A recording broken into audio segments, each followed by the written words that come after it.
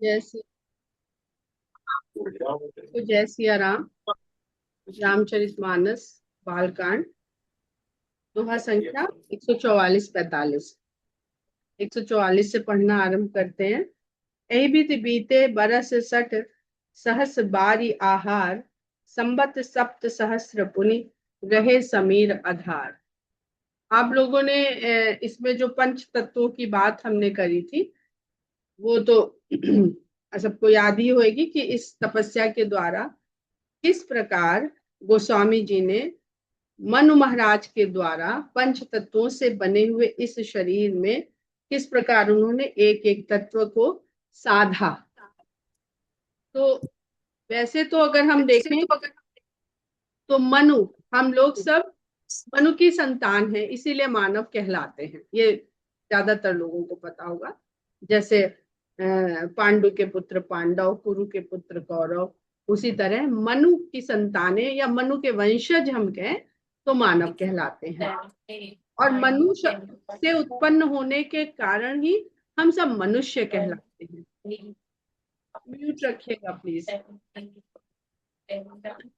इंदू जी का।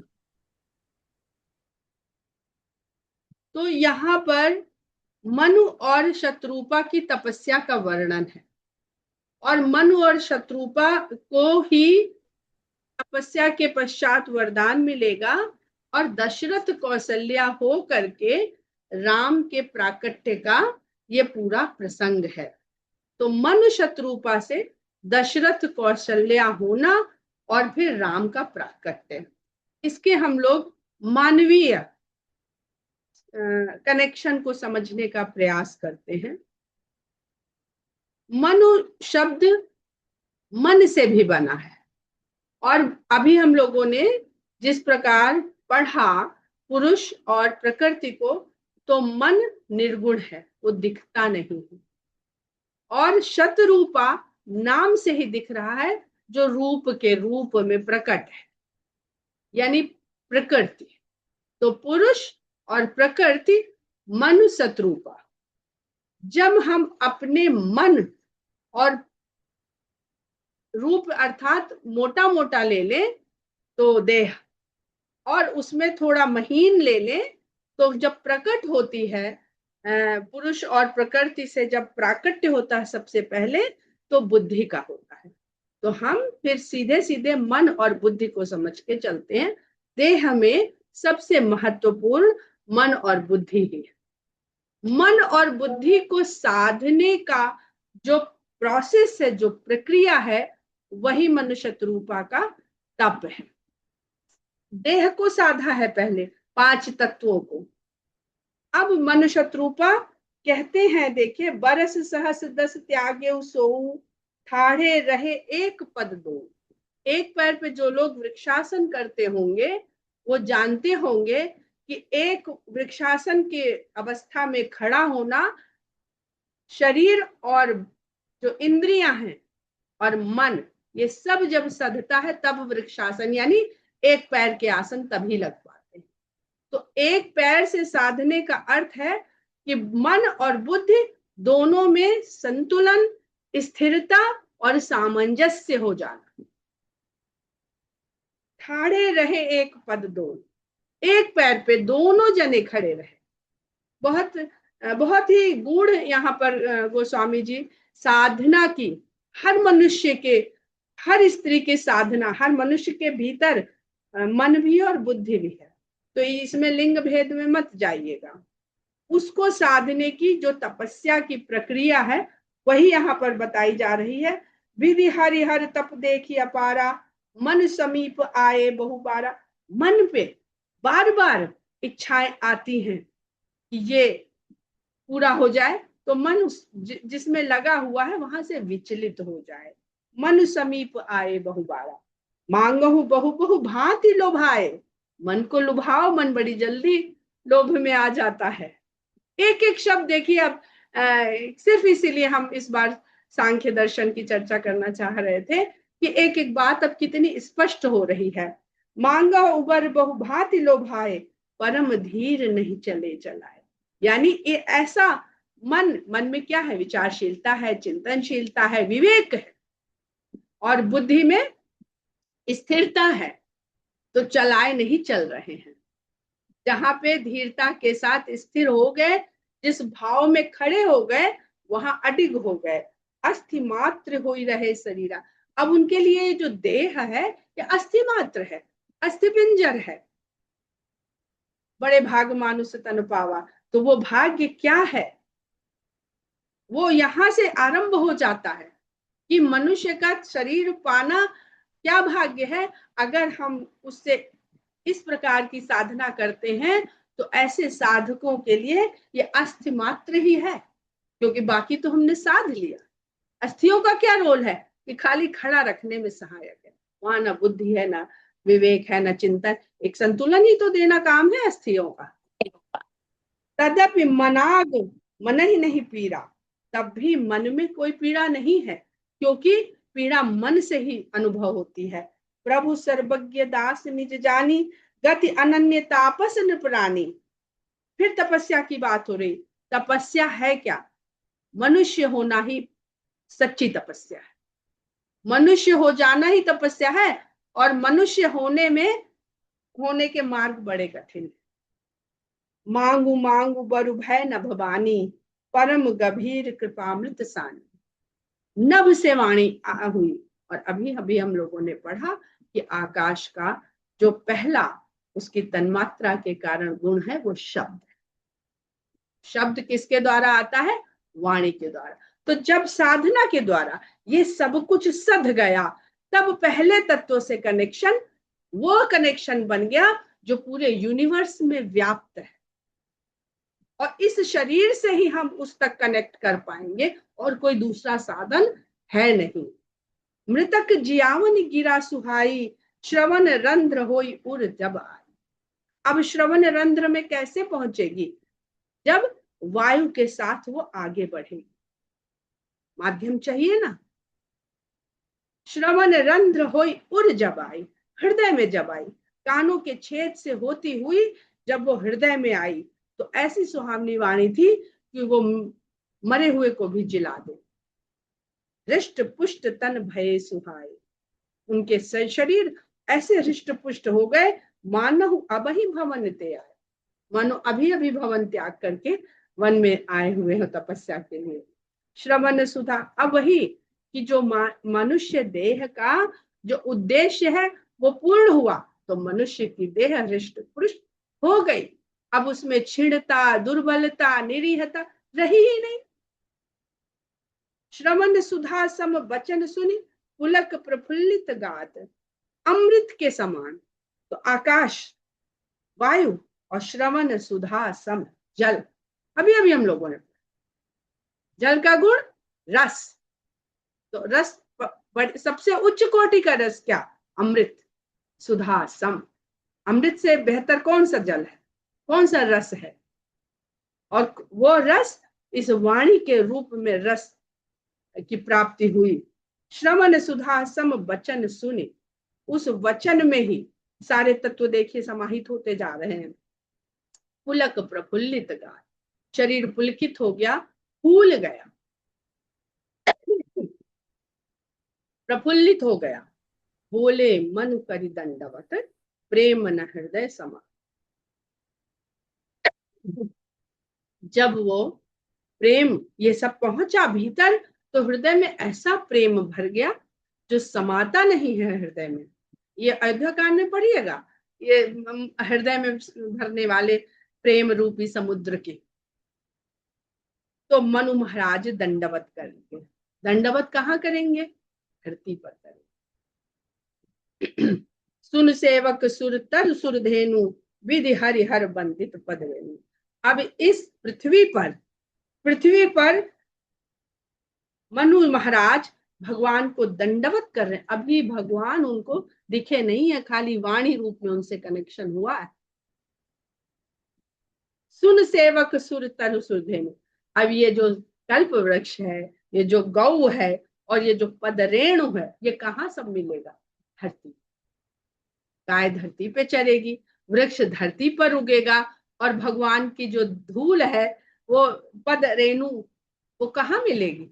धरती पे, वैकुंठ लोक में नहीं मिलेगी, कहीं नहीं मिलेगी, इस धरती पर ही मिलेगी। तो कहते हैं अपने सेवकों के लिए कल्प वृक्ष और कामधेनु, जिनके चरण रज को विधि हरिहर, ब्रह्मा विष्णु महेश भी जिनकी वंदना करते हैं, जिनकी चरण धूल को, सेवत सुलभ सकल सुखदायक, जो सेवा करने में बहुत सरल है और सभी सुखों को देने वाले हैं। प्रणत पाल सचराचर, आप ही इस चर अचर जगत के स्वामी है, नायक हैं, और प्रणत झुकने वाले, नमित होने वाले को पालन करने वाले, जो आपकी शरण में आके झुक जाते हैं, उनका आप पालन करते हैं, रक्षा करते हैं।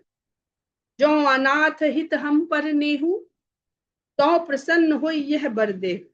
जो अनाथ हित, जिनका कोई नहीं है, उनका हित करने वाले, अनाथों का हित करने वाले, अगर हम पर आपका स्नेह है, आप सुनाई दिए हैं, तो अब सुनाई दिए हैं तो कनेक्शन हो गया है, तो अगर हम आपको सुन रहे हैं तो आप भी निश्चय ही हमें सुने। मोबाइल एक बार कनेक्ट हो गया तो आवाज दोनों तरफ चलेगी, है ना। तो प्रसन्न हो यह वर देहु, तो प्रसन्न होके हमको ये वर दीजिए, क्योंकि उन्होंने कहा मांग मांग वर भय नभ पानी, तो देना चाहते हैं तो हम अब मांगते हैं कि आप क्या दीजिए। जो स्वरूप बस शिव मन माही, अब जानते तो है नहीं कि हम क्या कह के आपको देखें। अब यहाँ पर देखिए कि भगवान का ध्यान में दर्शन होना और भगवान का नयन से दर्शन, गोस्वामी जी को ये बात इतनी प्रिय है कि ध्यान में तो भगवान दिख जाए, लेकिन जब नयन खोलें तो भी हमें भगवान, ये ना हो कि नयन मूंद के तो भगवान दिखे और नयन खोल के संसार दिखे, ये तपस्या फिर कैसी तपस्या हुई। तो हमको आप भीतर भी दिखे और हमको आप बाहर भी दिखे, इसीलिए वो कहते हैं राम नाम मनि दीप धरु जीह देहरी द्वार, तुलसी भीतर बाहर रही, जो चाहे से अंधिया उजियार। तो भीतर तो अंधेरा दिखता है, लेकिन भीतर उजाला हो जाता है तो फिर बाहर अंधेरा हो जाता है। मन के जो जिसको मन में दर्शन तो बाहर से कट हो जाता है, लेकिन रहना तो संसार में है। तो तुलसीदास जी कहते इससे काम नहीं चलेगा, हम तो संसार में रहते हैं, तो हमको आपको सब अंदर बाहर सब जगह देखना। तो तुलसीदास जी के रामचरितमानस में जो पहले भक्त मनु महाराज की तपस्या का जो वर्णन होता है, तो कहते जो स्वरूप बस शिव मन माही, आपका जो सुंदर रूप, जो स्वरूप आपके शिव के मन में बसता है, तो कोई रूप तो होता होगा जो शिव के मन में बसा हुआ है। जय कारण मुनि जतन कराहे, और जिस स्वरूप का दर्शन कराने के लिए मुनि लोग यत्न करवाते हैं, ये साधना करो, ये तपस्या करो, ये योग करो, ये पाठ करो, ये यज्ञ करो, ये हवन करो, इत्यादि इत्यादि। जो भुसुंडी मन मानस हंसा, और जो कागभुसुंडी के मन रूपी मान सरोवर में हंस के, जो भुसुंडी मन मानस हंसा, जो कागभुसुंडी के मन मानस में हंस के समान उच्चरण करता है, सगुन अगुण जहि निगम प्रशंसा, और वेद जिस रूप को निर्गुण और सगुण बताते हुए जिसकी प्रशंसा करते।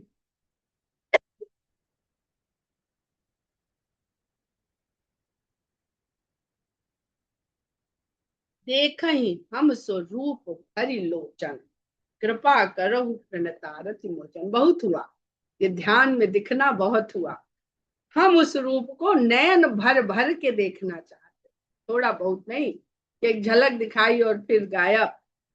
देख हम स्वरूप भरी लोचन, नयन भर भर के देखें, ऐसी कृपा करिए। प्रणतारति मोचन, अपनी शरण में आए हुए के आर्त को छुड़ाने वाले। अब आर्त क्या है उनका? आर्त यानी दुख, पीड़ा है क्या? कि हम भगवान को देख नहीं पा रहे हैं, बस ये पीड़ा है उनकी, और कोई पीड़ा है नहीं। दंपति बचन परम प्रिय लागे, मृदुल विनीत प्रेम रस पागे। देखिए कितना सुंदर संबंध गोस्वामी जी ने यहाँ बुना है, श्रमण सुधा सम बचन, और यहाँ मृदुल विनीत प्रेम रस पागे। तो दो तरह के रस की बात कर दी, एक अमृत और दूसरा प्रेम। तो अब ये अमृत रस और प्रेम रस का जो संगम होने वाला है, वही भगवान से जोड़ता है। अगर भगवान हमें सुधा समवाणी दे सकते हैं तो हम उन्हें प्रेम रस से पगे हुए वचन दे सकते हैं। ऐसा थोड़ी है कि हम उन्हें कुछ दे नहीं सकते, हम भी दे सकते हैं। तो वही देने की बात कितना सुंदर गोस्वामी जी लिख रहे हैं कि मृदुल विनीत प्रेम रस पाग, पग दिया उसको बिल्कुल। यानी पगना क्या होता है, फिर रस कठोर हो जाता है, पगने के बाद मिठास उसमें अधिक हो जाती है, वो बहता नहीं है। फिर चिपक गया तो चिपक गया, फिर उसको खाना ही पड़ता है, खा के उसका आनंद लेके ही फिर वो अगले अवस्था में जाता है।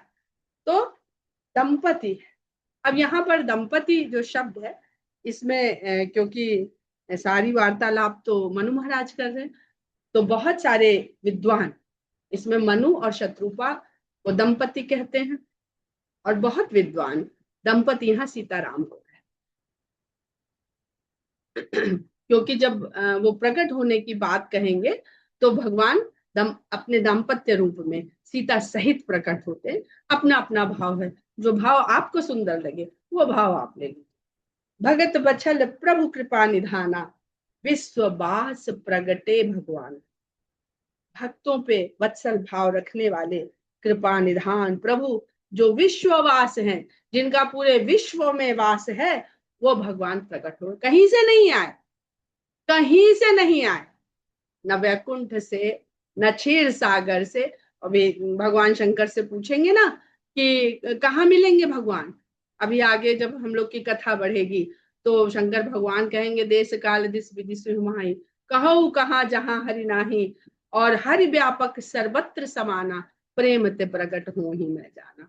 तो वो तो यहाँ पे डोज दे दी गई ना, प्रेम रस पागे तो विश्ववास प्रगटे भगवान। वो जब कण कण में व्याप्त है, वो हर चीज में व्याप्त है, तो वहीं से प्रकट हो उठे, अंतर से भी नहीं प्रकट हुए, वहीं प्रकट हो गए। अब जब प्रकट हो गए तो नील सरोरुह नील मणि, नील नीर धर श्याम, लाजहि तन शोभा निरखी, कोटि कोटि सत। शरद मयंक बदन छवि सीमा, चारु कपोल चिबुक दर ग्रीवा, अधर अरुण रद सुंदर नासा, विधुकर निकर बिनिंदक हासा, नव अंबुज अंबक छबिनी की, चितवन ललित भावती जी की, भ्रकुटि मनोज चाप छबिहारी, तिलक ललाट पटल दुतिकारी, कुंडल मकर मुकुट सिर भ्राजा, कुटिल केस जनु मधुप समाजा, उर श्री वत्स रुचिर बनमाला, पदिक हार भूषण मणिजाला, केहरि कंधर चारु जनेऊ, बाहु विभूषण सुंदर तेऊ, कर कर सरिस सुभग भुज दंडा, कटि निशंग कर सर को दंडा, तड़ित बिनिंदक पीत पड, उदर रेख बर तीनी, नाभि मनोहर लेति जन, जमुन हमर छब छी। इतने भाग में गोस्वामी जी ने भगवान के प्राकट्य का और फिर मुख से लेकर उदर तक का बड़ा ही सुंदर वर्णन। अब हम लोग कहते हैं कि भगवान के दर्शन करो तो पहले चरण के दर्शन करो, और सोच के देखिए कि अगर दंडवत है मनु महाराज तो सबसे पहले क्या दिखेंगे, चरण दिखेंगे। अगर आप वो कल्पना करते हुए बसे हुए हैं प्रसंग सुनते हुए, लेकिन सबसे पहले तो उनका किस तरह का स्वरूप है, रूप है सुंदर, उसका वर्णन करते हैं, और सबसे पहले मुख के बारे में वर्णन करते हैं। वो क्यों करते हैं मुख का वर्णन, क्योंकि मनु महाराज और शत्रुपा उन्हें पुत्र रूप में मांगने वाले हैं, और पुत्र का सबसे ज्यादा अगर कोई कुछ देखता है तो मुख देखता है, क्योंकि मुख में रोज एक नया आकर्षण, रोज एक नया भाव, रोज एक नया प्रेम वहां दिखाई देता है। भाव का दर्पण है मुख। तो यहाँ पर इसलिए गोस्वामी जी ने जो दर्शन करवाया मनु महाराज के द्वारा हम सभी को, वो मुख से दर्शन करवाया। तो कहते हैं नील सरोवर, नील कमल, नील मणि, और नील नीरधर, जल को धारण करने वाले नीले, यानी मेघ, ऐसे मेघ जो जल से भरे हुए हैं और नीले, ऐसे श्यामल शरीर वाले लाज ही तन शोभा ने रखी, जिनके तन की शोभा को देखकर कोटि कोटि सत काम, 100 करोड़ कामदेव भी लज्जित हो जाए। अब ये तीन उपमाएं ली गोस्वामी जी ने, नील कमल, नीलमणि और नील मेघ। जो और नीचे देखेंगे तो तीन लोक की बात है। तड़ित बिनिंदक पीत पट उदर रेख पर तीन। तो तीन जो ये नीचे वाले दोहे में है वो तीन लोकों की बात है। भगवान के उदर में तीनों लोक हैं। ये काकभूषुंडी प्रसंग में हम लोग तो क्योंकि बार बार पढ़ रहे हैं, तो काकभूषुंडी जी जब उनके उदर में चले गए थे बाल राम के, तो वहां उन्होंने तीनों लोक देख लिए थे और अनेक अनेक देख लिए थे, अनगिनत लोक देख लिए थे। अब हम अभी यहाँ रहते हैं इस दोहे पर। तो जो हमारी पृथ्वी में कितने तरह के प्राणी हैं, जलचर, थलचर, नभचर। तो नील सरोरु जलचर, जलचर जीवन, यहाँ जीवन समझिए। भगवान ही तीनों चर में भगवान की ही चेतना रूप बन करके व्याप्त है, कोई और नहीं है। तो नील कमल, और कमल की क्या सुंदरता है, कोमल है, सुगंधित है, रंगीन है, आंखों को भी भाता है, आकर्षक है। और नीलमणि जिसमें प्रकाश है, कठोर है। कमल जितना कोमल है, मणि उतनी ही कठोर है, लेकिन कठोरता के साथ उसमें प्रकाश है। नील नीरधर श्याम। और मेघ, मेघ कहाँ रहता है, नभचर, नभ में रहता है। तो नभचर हो गया मेघ। और थलचर, मणि कहाँ रहती है, धरती में भीतर। मणियां कहाँ से निकलती हैं, धरती के भीतर से निकलती हैं, खानों से निकलती हैं। तो छुपे हैं वो, छुपे सब जगह हैं, प्राकट्य हो रहा। तो सबसे पहले कमल खिला और दिख गया, मणि के लिए फिर थोड़ा प्रयास करना पड़ता है, और ऊपर उठाते हैं तो भगवान मेघ वर्ण के समान भगवान। तो पूरी सृष्टि में जहां कहीं भी आप ही व्याप्त हैं, आपकी ही सुंदरता है। और भगवान को नीलवर्णी कहा, इतने सुंदर रंगों से गोस्वामी जी ने जगह जगह पर भगवान के जो नीले रंग का, नील वर्ण का वर्णन किया है। यकीन जानिए, जब हम कभी कल्पना, हम पहले भी कह चुके, कभी कल्पना नहीं कर पाते थे, लेकिन जब हम लेह लद्दाख में पेंगोंग लेक में गए, और पहला वो समय भी ऐसा था दिन का कि सूरज भी था, शाम भी होने वाली थी, तो जो चमक नीले रंग की, और उसमें डिफरेंट, मतलब एक जगह वो वास्तव में ग्रेइश ब्लू दिखता है, और आगे देखिए नीला, ऐसा नीला, चमकीला नीला, इतने शेड, और कहीं दूर जाते जाते उसमें हरी आभा भी रहती है। वो वैसा ही रंग देख के ही लगा कि शायद भगवान राम के तन का यही रंग है जिसको वो स्वामी जी बारंबार देखते हैं। और हो सकता है मानसरोवर तो हम गए नहीं है, वहां का जल कुछ ऐसा ही दिखता हो, कुछ ऐसा ही दिखता हो। तो वो तो जो लोग जा चुके हैं, दर्शन का सौभाग्य पा चुके हैं, वही उस वर्ण का आनंद अनुभव कर सकते हैं। और इतना कहने के बाद भी उनको लगता है कि, इतने कहने के बाद भी ये जो रूप का रंग तो बता दिया, रंग तो बता दिया, रूप को किससे कहें। तो कहते हैं लाज ही तन शोभा ने रखी, उनके शरीर की शोभा को देखकर कोटि कोटि सत का। सरद मयंक बदन छवि सीमा, चारु कपोल चिबुक दरगी रीवा। उनकी मुख की सुंदरता को कहते हैं शरद चंद्रमा के समान, उनकी उनका जो मुख है वो सुंदरता की सीमा है।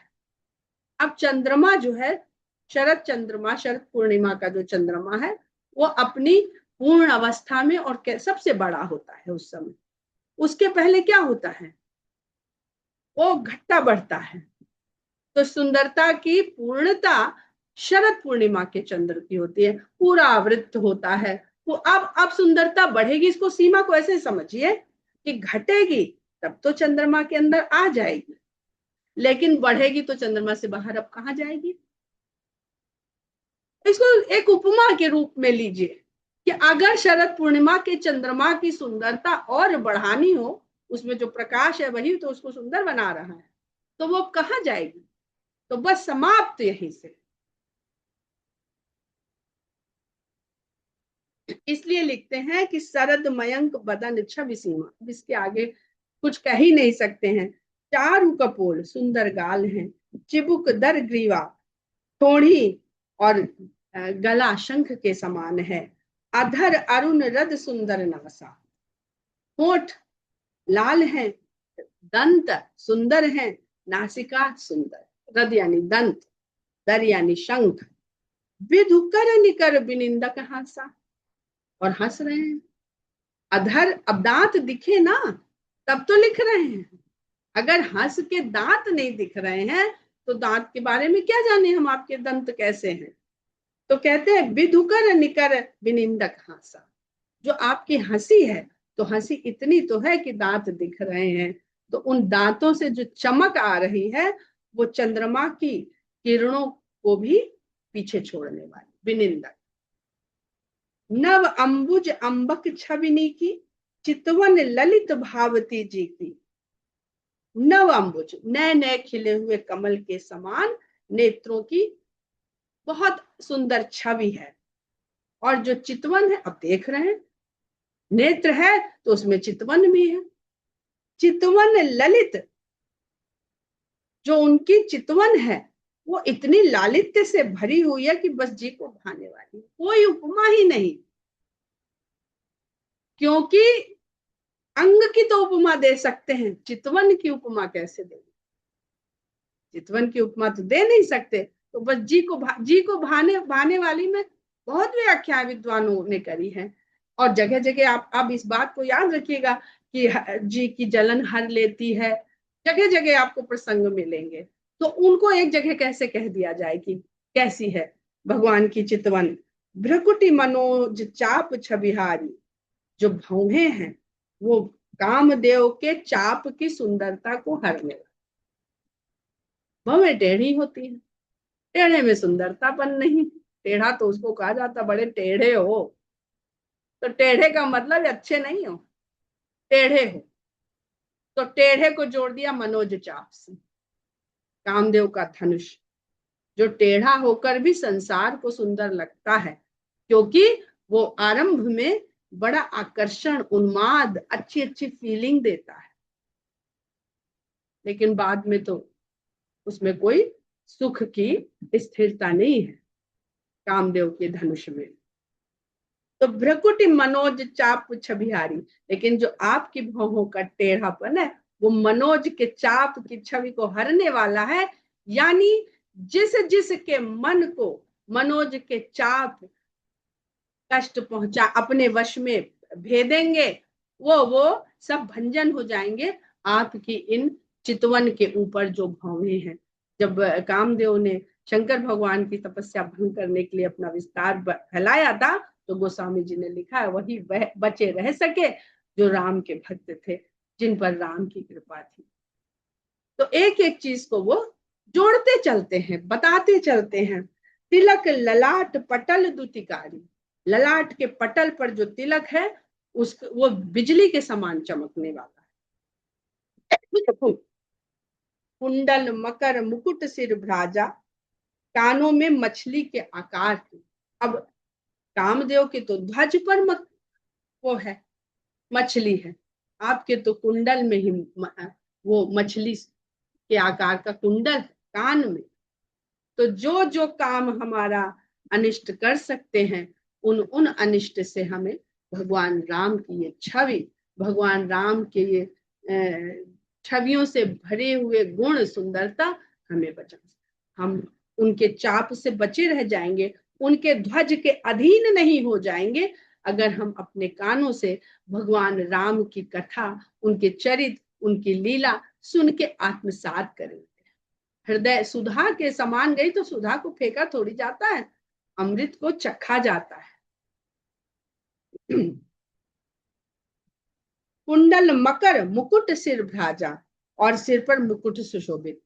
जब कामदेव से सब तरह से बच गए तो ऐसा मुकुट भगवान के शीश पर विराजमान है, जो उनके भक्तों को भी शीर्ष पर ले जाता है। इस प्रकार अभी आगे देखिएगा जब केशों का वर्णन आएगा। कुटिल केस जन मधुप समाजा। अब उस मुकुट के अंदर जो कौन सुरक्षित है? भौरों का समाज, वो घुंघराले बालों के रूप में। और बार बार कहते हैं कि संत जनों के जो मन हैं वो आपके चरण कमल के भौरे बने रहे। तो जब आप चरण कमल के भौरे बन जाएंगे आपके मन, तो भगवान यहाँ केश में बैठा लेंगे और मुकुट से उनको संभाल लेंगे। जितना आप सोचिए, ये बिल्कुल खुली छूट है। आपको जहां तक सोच के जाना है, भगवान आपका भाव है, आप ले जाइए अपने साथ अपने भगवान को, इस रूप के साथ बहिए, आनंद लीजिए। और श्री वत्स रुचिर बनमाला, हृदय में श्रीवत्स और उसके ऊपर वनमाला है। यानी श्रीवत्स तो है पर वनमाला से छुपा हुआ रहता है, दिखता नहीं है। जो श्रीवत्स है वो भगवान के वक्ष स्थल पर दाहिनी ओर माना जाता है, दाहिनी ओर है वो। श्रीवत्स लक्ष्मी जी का निवास मानते हैं। रघु के चरण चिन्ह भी है, वहां हम लोग नहीं जाएंगे, उसमें भी एक रूपता भी है भक्त के रूप में, वहां हम लोग नहीं जाएंगे, नहीं तो विषय से बहुत भटक जाएंगे।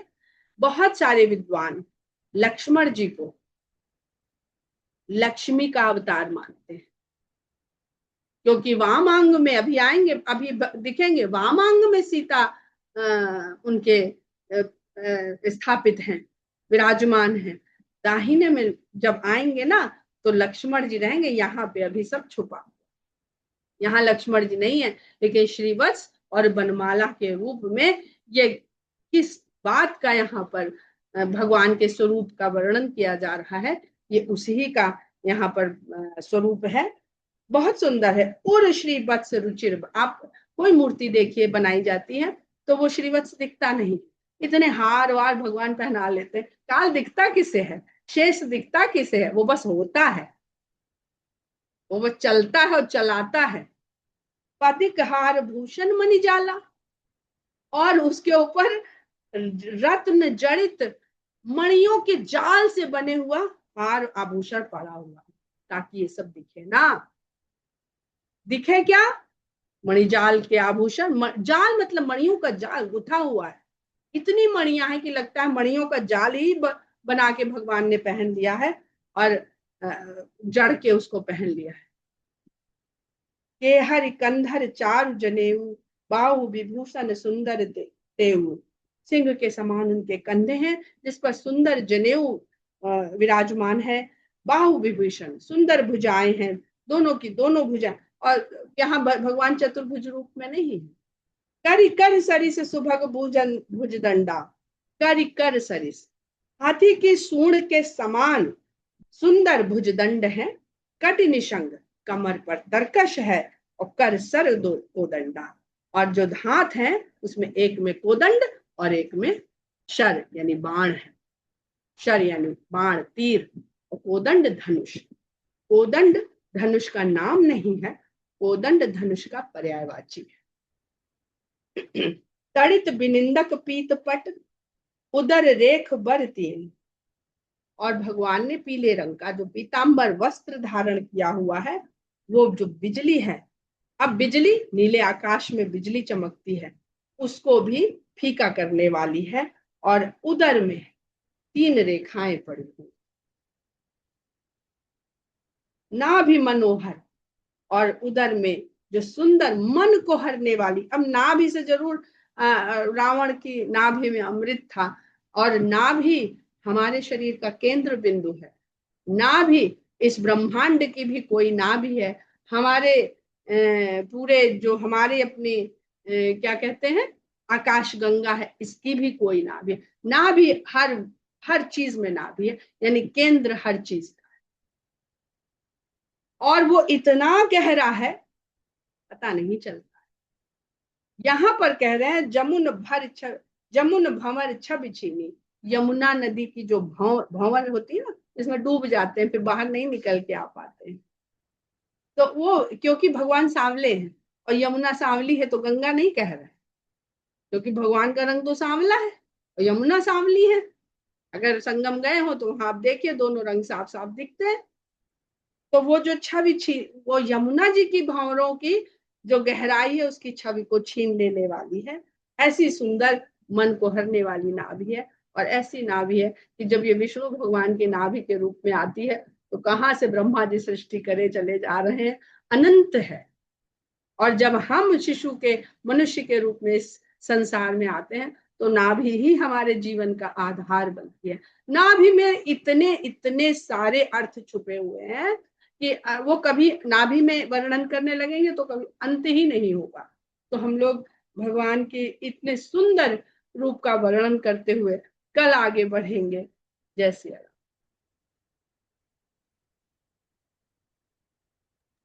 जय श्री